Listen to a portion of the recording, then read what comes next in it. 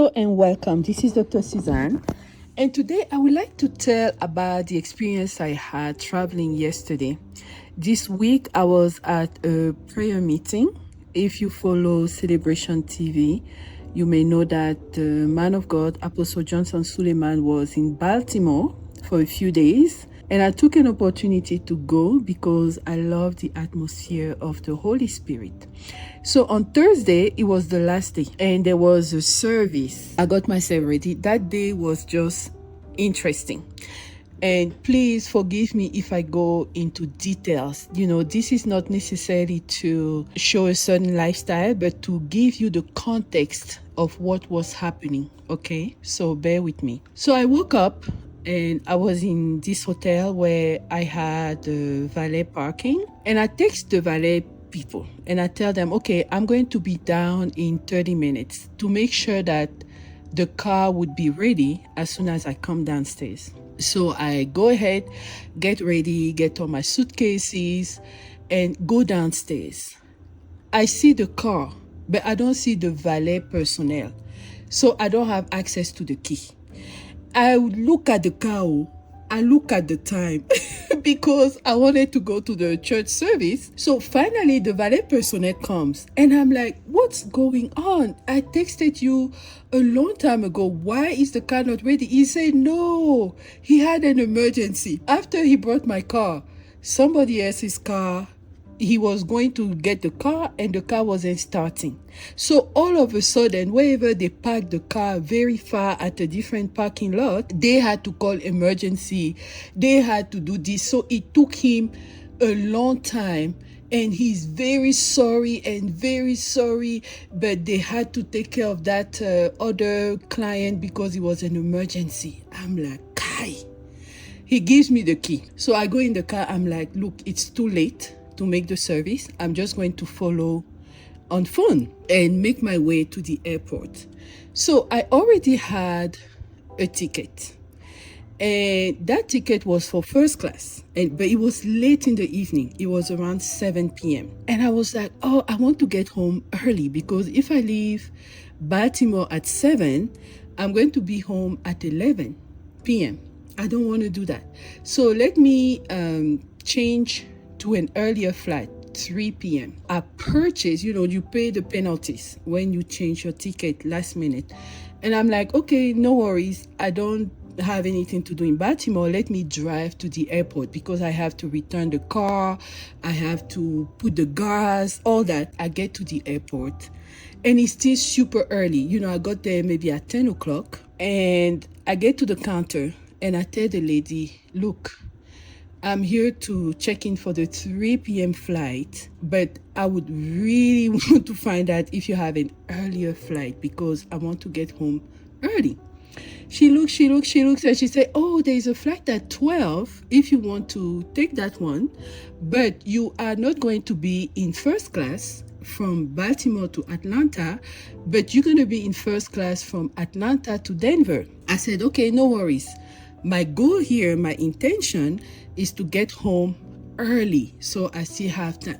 I had to do payroll. I had to do a few things. And I agree, to me, it's even a blessing that there is still a spot in that particular flight. So she does everything and she said, okay, bye. You're going to get your seat assigned at the gate. Okay, no worries. I get to the gate.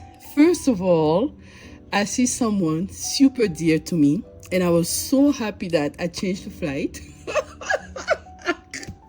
So that was the highlight. I was like, oh Lord, you are just awesome. Anyway, I go in the flight and I'm at the last seat, like the last seat before you see the place where the flight attendants are in the back there. And I'm like, okay, it's okay. I can trade that. It's okay. No worries. It's just Baltimore to Atlanta. It's an hour and a half flight. I get to Atlanta. The connection was so short. I was almost running to catch the other flight. So I get there and like the last people are boarding. And I'm running like, oh Lord, they told me I'm in first class, so I can actually cut this line and go to my seat. So I go to the counter give my little ticket saying that I will get the seat assigned at the gate.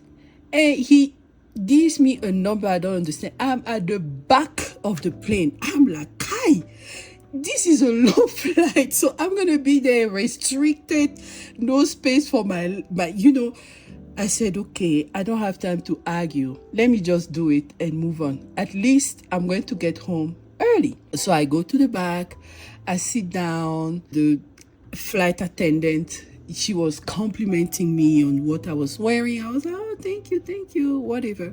I sit down, but I think she liked me because she came and gave me extra snacks. She was just treating me like royalty, and I was so grateful for that.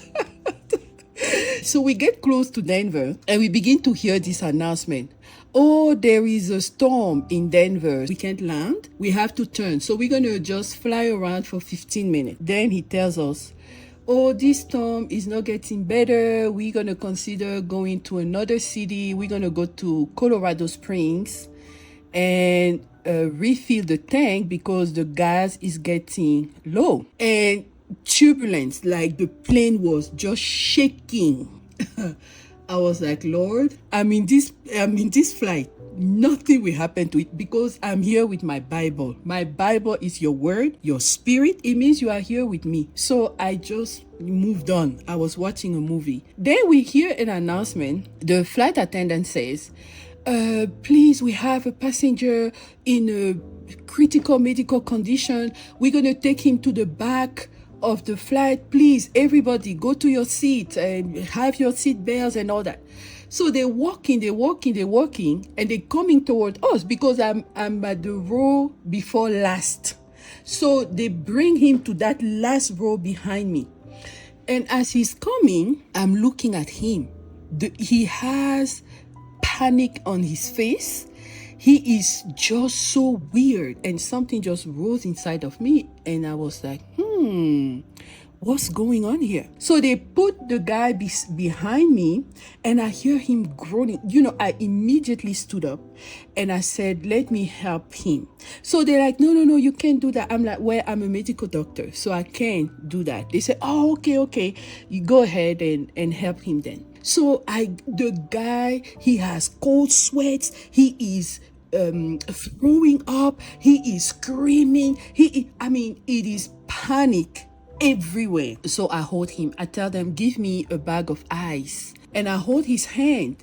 But he is moving so much. So I'm like, okay, calm down. Don't be afraid. Because initially I thought it was motion sickness and anxiety. Then his reactions are weird. And he's, trying to just leave my hand to put on his chest.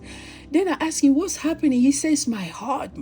First, I check his pulse to see if he has tachycardia, like if he has a fast heartbeat. Then I put my hand on his heart and I begin to pray. And I say, Lord, I don't know what's going on here, but I command whatever is happening to cease now. I take authority.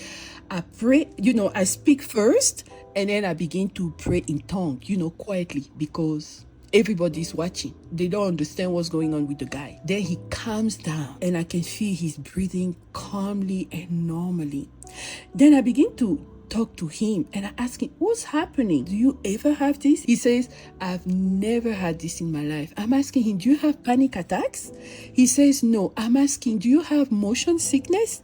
He says, no. I'm like, how often do you fly? He says, almost every month. I'm like, what do you do for a living? He is in charge of setting up all the ATM machines of the Walmart in the whole country.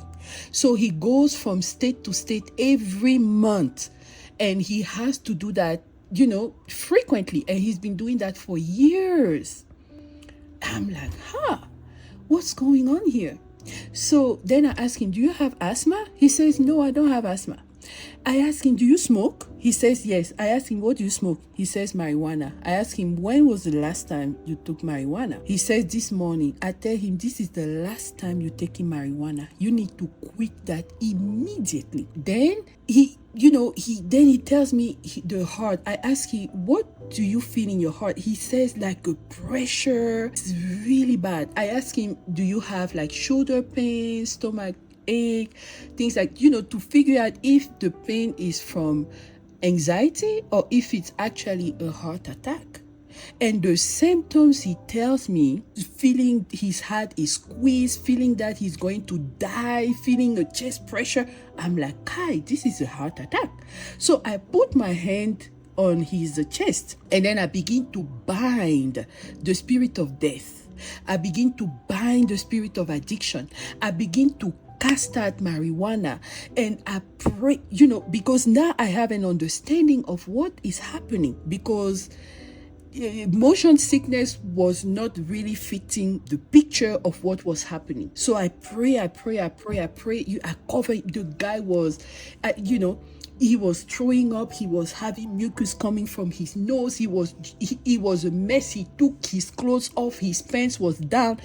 I started cleaning him, talking to him quietly, nicely, just cleaning his face, his head, his nose, his mouth, just calming him down. And eventually he calmed down. And by the time he calmed down, we were landing, and I was just telling him, don't worry, you're fine. Don't worry.